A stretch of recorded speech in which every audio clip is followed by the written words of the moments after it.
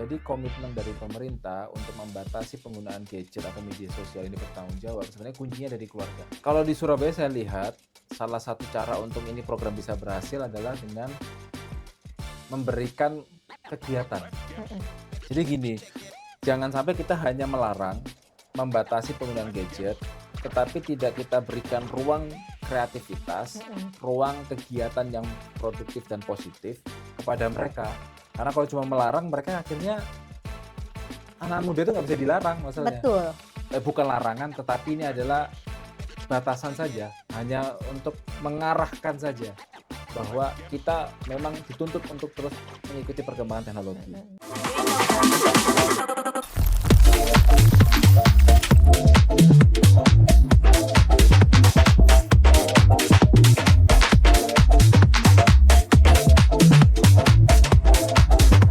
Halo Sobat Jawa Post TV, kembali lagi di ruang podcast kami. Waktunya ngode bersama DPRD Provinsi Jawa Timur. Namanya aja Dewan Perwakilan Rakyat, ya harusnya dia selalu dong mendengarkan keluh kesahnya rakyatnya, karena mereka mewakili rakyat untuk menjadi jembatan apa yang ingin disampaikan untuk pemerintahan dan jadi evaluasi. Nah, kebetulan nih ini perdana di tahun ini karena sepertinya jadwal beliau ini sangat padat sekali. Akhirnya kita berkesempatan untuk menghadirkan sosok anggota DPRD yang muda, gagah, yang pasti akan memberikan semangat bagi penonton semuanya. Semangat ya, harus kita ngomongnya semangat pagi, Mas Cahyo, karena harus selalu semangat. Jangan tenggang-tenggang, Mas. Kita nggak gigit. Apa kabar, Mas Cahyo? Alhamdulillah baik, Mbak. Akhirnya ya 2026 harus tetap semangat lebih baik lagi ya. Insya Allah harus tetap semangat dan optimis. Optimis walaupun kondisi ekonomi lagi seperti banyak ini. Tantangan. Ya, banyak tantangan. Mas Cahyo dari anggota Komisi DPRD Provinsi Jawa Timur dari fraksi Gerindra. Komisi selalu berhubungan dengan kesejahteraan rakyat ya. Nah, ini agak sedikit berbeda nih. Sepertinya masalah kesehatan dan juga pendidikan ini selalu menjadi prioritas dan selalu menjadi sorotan bagi masyarakat. Mas Cahyo, ini yang baru-baru happening di Provinsi Jawa Timur adalah soal pembatasan penggunaan gadget di lingkungan sekolah. Kemarin tidak hanya di kota Surabaya aja sebagai dapilnya jenengan, tapi ternyata Pemprov Jatim juga memberlakukan itu. Di seluruh sekolah. Di seluruh sekolah. Kalau dari Mas Cahyo sendiri, bagaimana dengan kebijakan ini, Mas? Ya, terima kasih sebelumnya, ini suatu kesempatan yang luar biasa saya diundang sama Jawa Post TV. Waduh, saya untuk yang ngode di sini, ngobrol-ngobrol apa? Ngode itu ngobrol dewan. Ngobrol bareng dewan. Ngobrol bareng dewan. Ini kan memang harus ngode-ngode. Kalau Bapak dewannya nggak dikode-kode nggak bakal tahu ya kan. Nggak akan tahu permasalahan di masyarakat, nggak akan tahu permasalahan yang dihimpun oleh teman-teman media khususnya teman-teman Jawa Post. Jadi ini kesempatan yang luar biasa dan terima kasih. Yang kedua tentu ketika kita bahas tentang pembatasan gadget, tentu ini berdasarkan dari kebijakan dari pemerintah pusat. Bagaimana Bapak Presiden mengetahui bahwa hari ini kita memang menghadapi suatu perkembangan teknologi yang sangat luar biasa. Bagaimana teknologi sudah menjadi bagian dari kehidupan masyarakat, khususnya adik-adik kita, murid-murid sekolah yang ada di seluruh Nusantara. Dan memang ini adalah suatu hal yang penting. Kita dalam perkembangan teknologi, perkembangan arus informasi yang sangat cepat ini, tentu adaptasi terhadap perkembangan teknologi atau penggunaan gadget ini sangat penting. Tetapi yang menjadi sorotan hari ini adalah kebijaksanaan seseorang untuk menggunakan gadget ini perlu kita pertanyakan dan perlu diawasi oleh negara. Disitulah akhirnya ada lahir PP Tunas, peraturan pemerintah yang untuk memberikan batasan-batasan penggunaan gadget kepada anak-anak kita atau masyarakat secara keseluruhan, dan ini diimplikasi oleh pemerintah provinsi, dilakukan oleh pemerintah provinsi di dalam ekosistem pendidikan kita, salah satunya di seluruh SMA SMK yang ada di Provinsi Jawa Timur. Dan bagi kami ini sesuatu yang baik, ya kan, pembatasan ini bukanlah suatu bentuk larangan sebetulnya, tetapi lebih ke mengarahkan kepada murid-murid kita, generasi muda kita dalam menggunakan gadget ini harus lebih bijaksana, lebih produktif, dan lebih bermanfaat bagi pengembangan potensi dirinya. Tidak hanya untuk kepentingan pribadi yang mungkin bisa dikatakan terkadang mengulur waktu, mengurangi produktivitas dan lain sebagainya. Oke, ini bagus, benar kata Mas Cahyo tadi bahwa sebenarnya bagaimana kebijaksanaan dalam menggunakan sosial media. Karena memang kalau kita lihat akhir-akhir ini banyak sekali ya kayak bullying itu yang tidak hanya secara verbal maupun non-verbal, tapi juga melalui dunia media sosial, ya kan? Itu namanya kekerasan seksual atau kekerasan verbal secara digital. Iya, benar sekali. Nah, ini kan orang tua juga harus lebih waspada ya. Mungkin bagi orang tua pun kebijakan ini menjadi salah satu angin segar. Tapi bukan serta-merta orang tua harus melepas itu karena ya mohon maaf kan karena ada istilah juga maling lebih pintar daripada ini ya polisi. Jadi tetap nih.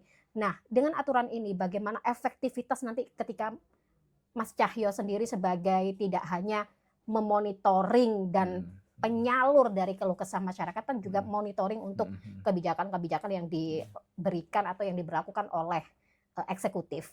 Nah, jangan sampai ini hanya aturan yang ada. Yang paling penting adalah eksekusinya. Apakah ini nanti bisa dikatakan efektif, Mas, dengan adanya ini untuk menekan? Ya, ini kan tujuannya adalah menekan dan mengantisipasi mengarahkan lah ya, mengarahkan bahwa hal-hal negatif itu tadi. Jangan sampai terpengaruh hal negatif. Karena mungkin saya tanggapi ya bahwa kita tahu bahwa teknologi ini tidak hanya telah mengurangi produktivitas generasi muda kita atau murid-murid kita, anak-anak kita di setiap sekolah yang ada di Jawa Timur, tetapi juga mengurangi misalkan nilai interaksi sosial, lalu juga mengurangi nilai-nilai sosial dari masyarakat atau anak-anak kita, maksudnya tepo seliro, bertanggung jawab. Tepo seliro itu menghargai satu sama lain, menghargai satu sama lain. Sebenarnya saya tahu, tapi kan Gen Z sebagian kan nggak tahu, makanya lebih baik dipertegas, Mas. Betul. Jadi tepo seliro menghargai satu sama lain, lalu juga kita juga melihat bagaimana ternyata saya beberapa waktu lalu sempat bersama teman-teman Komisi E melakukan monitoring evaluasi sistem pelaksanaan pendidikan kita, khususnya bagaimana kita mengawasi potensi kekerasan yang ada di dunia pendidikan kita. Banyak beberapa kepala sekolah, tenaga pendidik, guru yang menyampaikan tidak ada bullying, tidak ada kekerasan fisik kepada anak-anak di sekolah kita, karena dari tim satuan penanganan pencegahan kekerasan itu tidak ada laporan dan lain-lainnya. Tetapi ternyata orang tua dari murid menyampaikan melalui media sosial, melalui grup WhatsApp dan lain-lainnya. Maka sebetulnya ini hal ini tidak hanya membutuhkan suatu ruang kebijakan, tetapi juga perlu ada petunjuk teknis dari Dinas Pendidikan, dalam hal ini Dinas Pendidikan Provinsi Jawa Timur, apa saja batasan-batasan yang diterapkan kepada penggunaan gadget ini. Jangan sampai pembatasannya diartikan larangan menggunakan gadget, akhirnya juga membuat generasi muda kita dilarang untuk adaptif terhadap perkembangan teknologi. Atau menggunakan teknologi untuk meningkatkan kualitas pendidikan mereka atau kualitas mereka dalam mencerna suatu informasi. Jadi ini perlu petunjuk teknis yang baik, dan kita mungkin menurut saya ini kita perlu diskusi dengan tokoh-tokoh pendidikan, dengan perwakilan murid, ataupun juga dengan Dinas Pendidikan dan kami Komisi E untuk bagaimana petunjuk teknis yang terbaik agar pembatasan ini betul-betul menghasilkan sesuatu yang diharapkan dari kebijakan ini, yaitu bukan melarang untuk berkembang secara perkembangan teknologi anak-anak kita, tetapi bagaimana anak-anak kita itu bisa meningkatkan intelektualnya tetapi tetap memiliki karakter kepribadian asli Indonesia. Ini akhirnya saya meng-comparing dengan kebijakan pusat terkait dengan batas penggunaan medsos bagi anak di bawah 16 tahun. Mohon maaf ya Mas, kita walaupun generasi milenial kan juga agak paham ya, walaupun nggak pakai gadget kan bisa pakai web. Ya kan? Nah kan itu juga harus menjadi pertimbangan juga nih. Gadgetnya nggak ada tapi webnya ada. Kan sama aja, bisa ke kayak aplikasi yang chat di web ya kan tetap aja sekolah bawa laptop. Banyak cara lah, banyak cara untuk anak-anak kita itu untuk mengakses media sosial secara baik, secara bertanggung jawab maupun berpotensi tidak bertanggung jawab. Tetapi makanya yang penting itu bukan tentang hanya kebijakannya, tetapi bagaimana kita atau melarang untuk penggunaan media sosial dan gadget, tetapi bagaimana kita membangun ekosistem pendidikan kita yang betul-betul menjunjung tinggi nilai-nilai karakter yang baik. Jadi sebenarnya cara untuk melarang itu, cara untuk mencegah penggunaan media sosial yang negatif itu bukan dari suatu kebijakan saja, tetapi bagaimana kita betul-betul mendoktrin, memberikan filosofi dan ideologi karakter anak-anak kita itu untuk bisa bertanggung jawab dalam segala hal. Tidak hanya media sosial yang kita bicarakan, tetapi mereka sebagai anak-anak juga, sebagai generasi muda, sebagai pelajar, sebagai makhluk sosial juga harus ditingkatkan nilai-nilai. Itu semacam teknis ya. Memang ada kebijakan, tapi jangan sampai itu hanya sekedar kebijakan, tapi harus untuk teknis eksekusinya, realisasinya, dan ininya nanti gimana. Apakah Mas Cahyo ini kan di Komisi E, otomatis bersinggungan langsung dengan Komisi Dinas Pendidikan. Mas, apakah sejauh ini ada nggak sih kalau dari pihak sekolah sendiri itu walaupun tidak boleh menggunakan gadget, tapi setiap sekolah punya lab komputer dan laptop. Ada batasan juga Kak untuk akses situs-situs kayak saya taunya hanya di instansi pemerintahan Mas. Jam sekian sampai jam sekian nggak bisa digunakan komputernya. Bisa digunakan tapi hanya untuk situs kerja nih. Nah, ada nggak sih kalau di sekolah berlaku seperti itu nggak sih Mas Cahyo? Seharusnya ada. Seharusnya ada ya. Cuma kita memang ini ini pas juga. Jadi di sini ngode-ngodenya itu memang kita juga butuh pengetahuan atau informasi dari teman-teman Jawa Pos ini. Itu juga perlu kita monitor ya kan, karena tidak, misalkan mereka ada jam untuk lab ya kan, lab komputer atau dulu TIK lah ya bahasanya, teknologi informasi. Sekarang kan juga kadang bawa laptop sendiri. Nah, ini kan apa yang bisa diakses ini juga perlu diawasi oleh sekolah. Ya nanti kita nih justru bukan diskusi nih, jadi masukan ini. Ini malah jadi masukan. Karena saya tahu, ya mohon maaf kan saya sebagai orang tua, Mas Cahyo sebagai orang tua nih, ya kayak kata kita tadi, bagaimanapun kata istilah orang dulu, maling jauh lebih pinter nih akalnya ya kan. Oke, tidak boleh membawa gadget, tapi kadang sekolah mewajibkan atau harus nih bawa laptop. Nah, itu jadi pertanyaan juga, apakah nanti ada blank spot untuk situs ini atau kan itu juga bisa jadi contoh. Seharusnya kalau misalkan itu dibuat kebijakan diterapkan di sekolah yang sudah berlaku di pemerintahan, itu kan jauh lebih oke dan akan lebih efektif peraturan ini. Benar kan ya Mas? Memang benar, dan kalau zaman saya sekolah, saya belum lihat sekarang. Kalau zaman saya sekolah dulu kan tahun berapa nih? Tahun berapa ya? 2010 kalau dulu saya masih ini hanya komputer terus ini tabung Mas. Dulu komputer tabung ya kan. Itu untuk akses kan hanya ke website tertentu ya kan, internetnya dibatasi dan lain-lainnya. Saya rasa hari ini juga demikian, tetapi gini Mbak Fani. Sebenarnya kunci utamanya adalah tidak hanya tadi yang saya sampaikan tentang kebijakan, tapi bagaimana ini juga dilakukan oleh orang tua masing-masing. Jadi komitmen dari pemerintah untuk membatasi penggunaan gadget atau media sosial ini bertanggung jawab, sebenarnya kuncinya dari keluarga. Semuanya di keluarga. Itulah kenapa kami juga di Komisi E selalu menyampaikan dalam setiap kesempatan program-program strategis pemerintah Provinsi Jawa Timur untuk meningkatkan ketahanan keluarga kita itu harus terus ditingkatkan. Misalkan pendampingan dari sisi sosial, kesehatan, pendidikan moral, pendidikan kemanusiaan atau sosial, dalam artian rasa cinta tanah air dan teposiliro yang selalu saya sampaikan itu, menghargai satu sama lain itu harus terus menjadi landasan kehidupan sehari-hari di keluarga kita. Karena beberapa kali tidak hanya permasalahan gadget, permasalahan terkait misalkan mohon maaf kenakalan remaja, misalkan perbuatan melawan hukum yang dilakukan oleh remaja, itu tidak lepas dari pengaruh keluarga juga.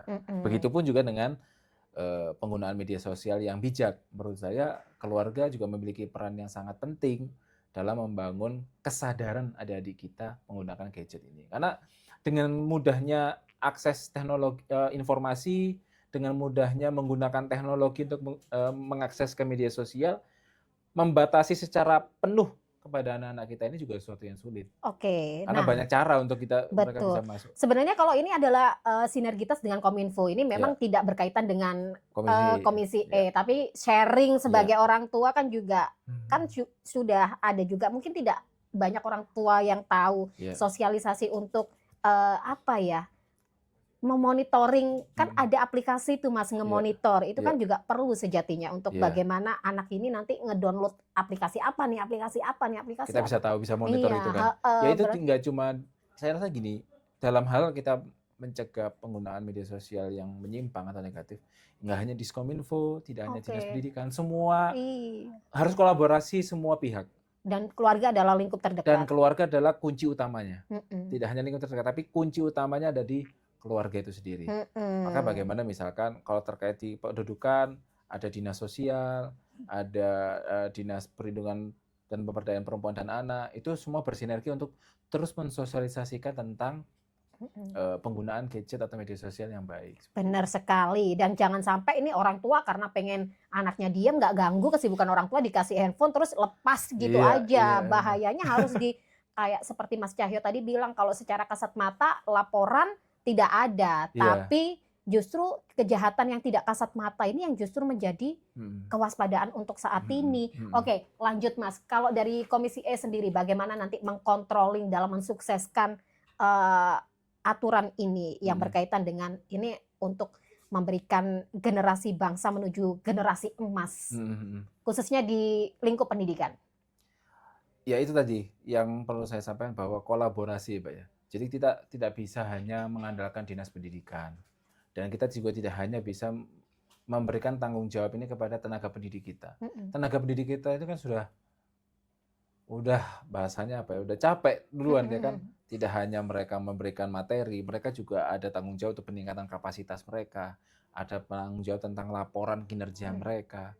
Maka sebenarnya ini juga untuk ini bisa terus konsisten, sekali lagi kita butuh bantuan dari orang tua murid kita, tanggung jawab dari keluarga masing-masing.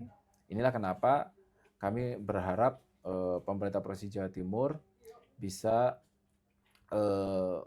berkolaborasi dengan pemerintah daerah juga untuk menjaga ini betul-betul bisa berjalan dengan baik seperti itu. Oke, kalau dari dapilnya akhirnya masih berkaitan dengan pendidikan. Kalau dari dapilnya Mas Cahyo sendiri di Surabaya, ini kan juga sebagai ibu kota Provinsi Jawa Timur. Kalau melihatnya ini kan juga baik nih untuk aturan-aturan khususnya di pendidikan, termasuk juga pembatasan-pembatasan. Ini baru-baru ini juga ada batasan jam malam maksimal kan. Mas Cahyo pasti tahu karena sering ketemu sama warga Surabaya paling aktif. Ini gimana Mas? Ini kan juga perlu menjadi contoh-contoh untuk daerah lain mungkin. Ya, kalau di Surabaya saya lihat salah satu cara untuk ini program bisa berhasil adalah dengan memberikan kegiatan. Jadi gini, jangan sampai kita hanya melarang, membatasi penggunaan gadget, tetapi tidak kita berikan ruang kreativitas, ruang kegiatan yang produktif dan positif kepada mereka. Karena kalau cuma melarang, mereka akhirnya anak muda itu nggak bisa dilarang masalahnya. Betul. Anak-anak sekolah itu nggak bisa dilarang. Kalau dilarang malah penasaran untuk mencari cara untuk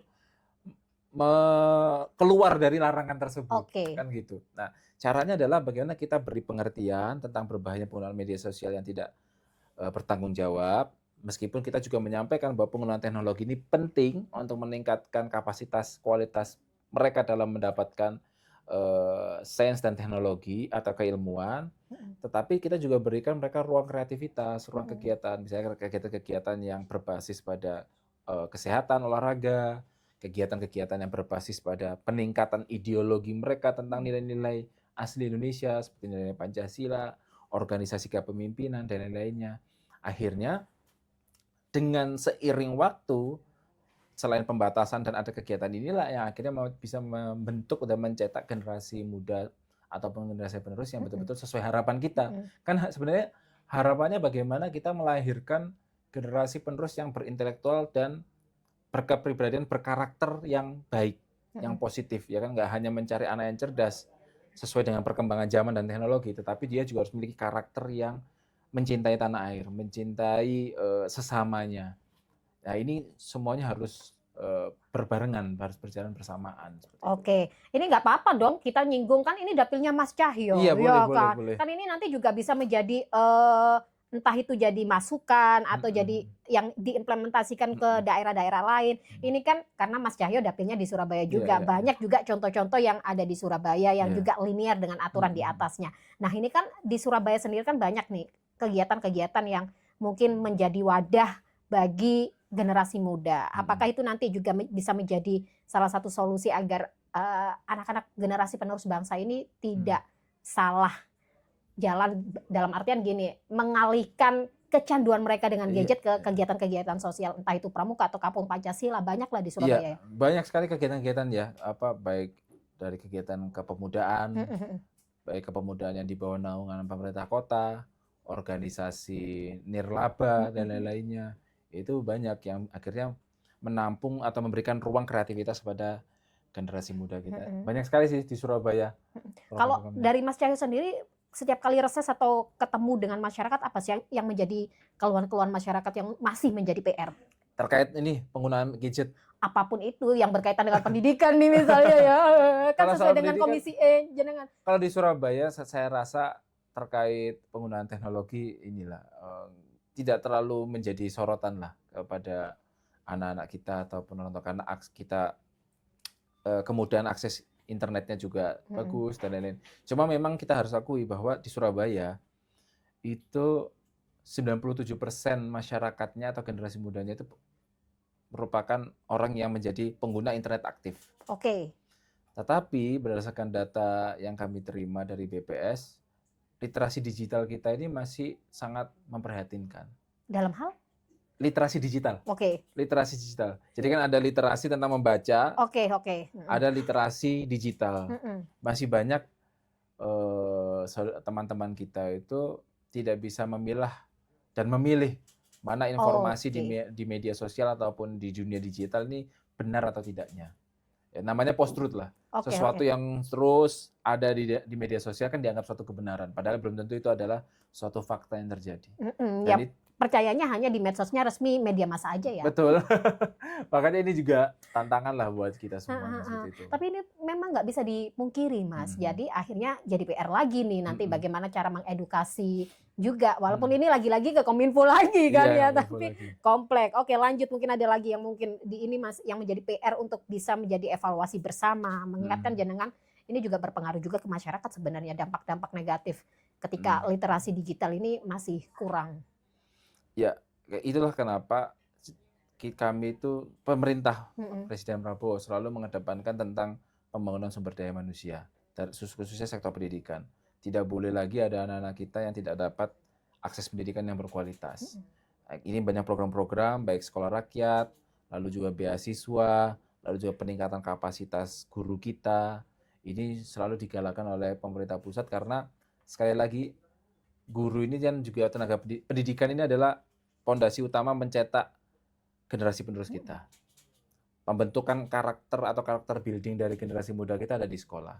Maka kita harus bagaimana caranya membangun ekosistem pendidikan kita yang betul-betul terus mengikuti perkembangan zaman, terus beradaptasi dengan perkembangan teknologi, tetapi ada batasan-batasan, ada norma-norma dan etika, nilai-nilai kenegaraan kita yang harus tetap ditanamkan kepada anak-anak kita. Ini fungsinya sampean mensosialisasikan. Betul, dan fungsinya media juga untuk turut juga berpartisipasi mensosialisasikan. Bagaimana nantinya untuk progres untuk mensosialisasikan ini agar apa yang menjadi keinginan Presiden ini turut bisa terrealisasi dengan maksimal, selain menggandeng dari Dinas Pendidikan ya. Nah ini kan juga Dinas Pemberdayaan Perempuan juga turut. Nah ini kan PR-nya Komisi E. Iya. Apa yang menjadi ini? Makanya ini semua permasalahannya ada di Komisi E semua. Kesejahteraan masyarakat masalah. Ya kan? Harus sejahtera pokoknya, harus sejahtera masalahnya masyarakat ada di Komisi E semua aja. Jadi sekali lagi kami mempelajari ya secara pribadi ya, bahwa memang kunci utama pembangunan bangsa kita itu ada di keluarga. Sebentar, hati-hati mic-nya jangan mati ya. Takut mati ya. Jangan nanti informasinya nggak tersalur dengan baik gitu kan, gitu. Jadi lanjut. Pandangan kami adalah kekuatan dari bangsa kita, kekuatan dari kota kita, pembangunan manusia kita itu kuncinya dari keluarga. Baik misalkan kita membangun stabilitas dan kondusivitas lingkungan, kita membangun pertumbuhan ekonomi yang berjalan dengan baik, kita membangun masyarakat yang sehat, kita membangun masyarakat yang berintelektual dan berinovasi. Kuncinya dari keluarga sebetulnya. Semuanya dari keluarga. Maka menurut kami mengenai bagaimana kita bisa mengilhami dan mengimplementasikan kebijakan pelarangan media sosial atau pembatasan penggunaan gadget yang positif ini bisa berjalan dengan baik adalah butuh sinergi dengan semua pihak. apa yang sudah dilakukan oleh Dinas Pendidikan ini, apa yang sudah diterapkan oleh SMA SMK yang ada di Provinsi Jawa Timur ini harus kita kawal bersama. Termasuk orang tua yang paling terdekat. Termasuk orang tua. Kami tentu sebagai anggota legislatif berkewajiban untuk mengawasi ini bisa berjalan dengan baik. Tetapi tentu kami ada keterbatasan ruang, ada keterbatasan waktu, ada keterbatasan akses informasi kepada anak-anak kita secara langsung. Itu ada di orang tua atau keluarga yang ada di Jawa Timur maupun masyarakat yang ada di Kota Surabaya. Jadi kami harap program ini bisa dibantu, bisa disupport oleh semua masyarakat, khususnya orang tua yang ada di Provinsi Jawa Timur maupun di Kota Surabaya, agar harapan kita teknologi yang terus berkembang ini, kemajuan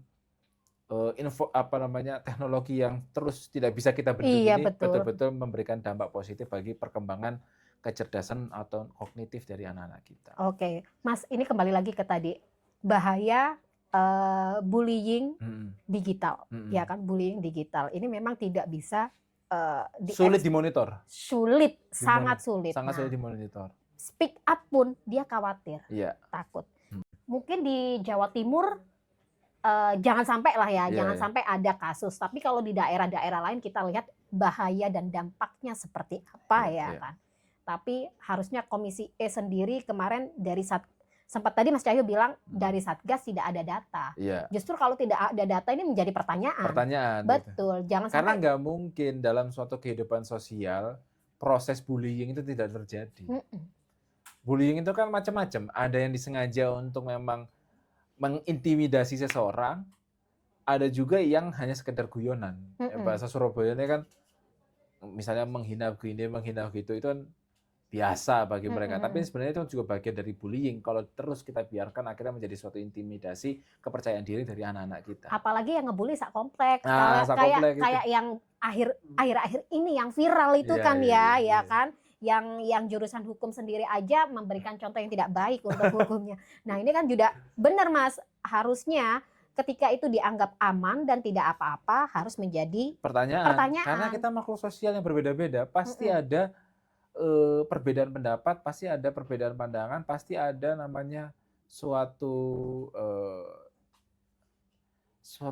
statement atau penyampaian yang akan menjurus ke arah intimidasi atau kekerasan verbal. Iya, apalagi juga di sosial media sekarang kan akhir-akhir ini banyak sekali ada guru yang dibully muridnya. Itu kan ya tepos seliro tadi ya, tepos seliro gitu ya.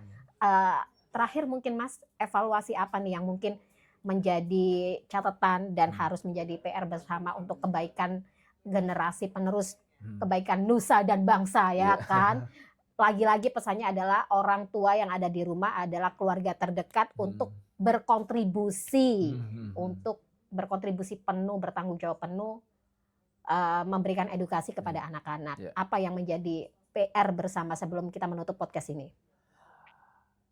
Mungkin PR ini untuk adik-adik ya, adik-adik atau murid-murid. Berarti bukan sekolah. PR ya, pesan motivasi. Bahwa kebijakan dari pemerintah tentang pembatasan penggunaan teknologi, gadget atau media sosial ini bukanlah dalam tujuan untuk membatasi kebebasan mereka untuk mengakses informasi, untuk bisa menggunakan teknologi dengan sesuka mereka. Bukan batasan, bukan larangan, tetapi ini adalah batasan saja, hanya untuk mengarahkan saja. Bahwa kita memang dituntut untuk terus mengikuti perkembangan teknologi, mengikuti perkembangan zaman, mengikuti perkembangan ilmu pengetahuan itu tentu harus linear. Perkembangan ilmu pengetahuan dengan teknologi itu adalah suatu keselarasan yang akhirnya bisa membuat kita menjadi generasi yang berhasil. Tetapi tidak boleh kebebasan akses informasi ini mengindahkan atau menghilangkan norma-norma etika yang diajarkan oleh para pendiri bangsa kita melalui Pancasila, melalui Undang-Undang Dasar, maupun norma-norma agama yang terus memberikan contoh kepada kita menjadi manusia yang bermanfaat, manusia yang produktif, manusia yang berintelektual, tetapi memiliki kepribadian kebudayaan, memiliki tadi tepos seliro yang selalu menjadi gagasan kehidupan sosial adik-adik ini. Oke, sebenarnya intinya gunakanlah media sosial dengan tanggung jawab.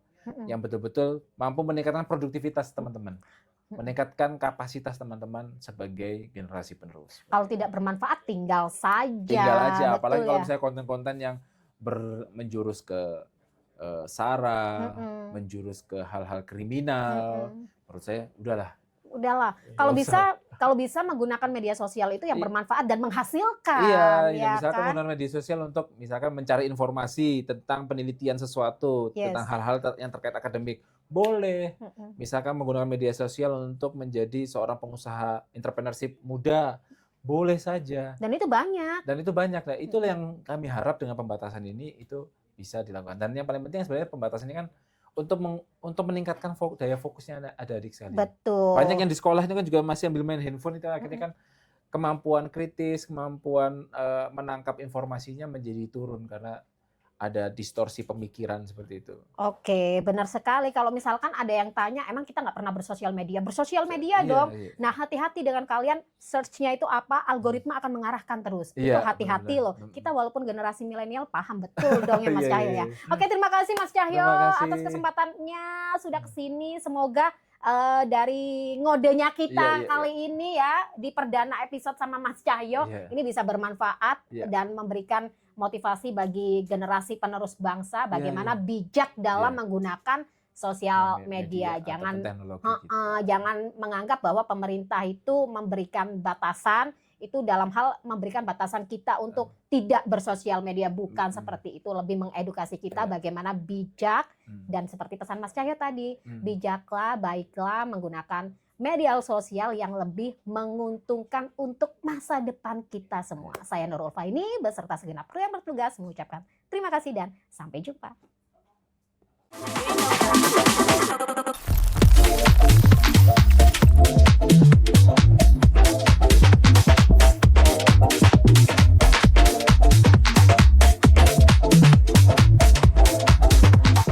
Acara ini dipersembahkan oleh